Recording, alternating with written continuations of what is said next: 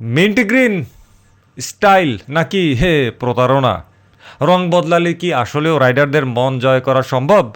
2026 Yamaha R25-এর mint green colour রাস্তায় মানুষের নজর কাড়বে নিশ্চিত, কিন্তু বাইকের ফেয়ারিংয়ের ভেতরে যে জং ধরা পুরনো প্রযুক্তি, তার কি হবে?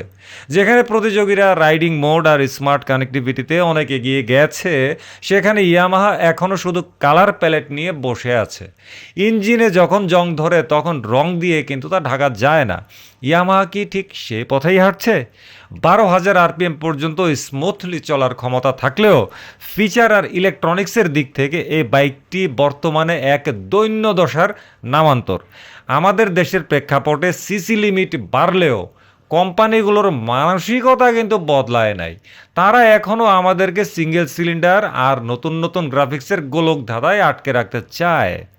ইয়ামাহার উচিত ছিল অন্তত একটি মেকানিক্যাল আপডেট দেওয়া এই R25-এ, কিন্তু তারা বেছে নিয়েছে সহজ পথ, রঙের খেলা। এর চেয়ে সহজ পথ আর হইতে পারে না। যদি আপনি স্রেফ ব্র্যান্ড ভ্যালুর ভক্ত হন, তবে এই আপডেটে আপনি কিন্তু ব্যাপক খুশি হবেন।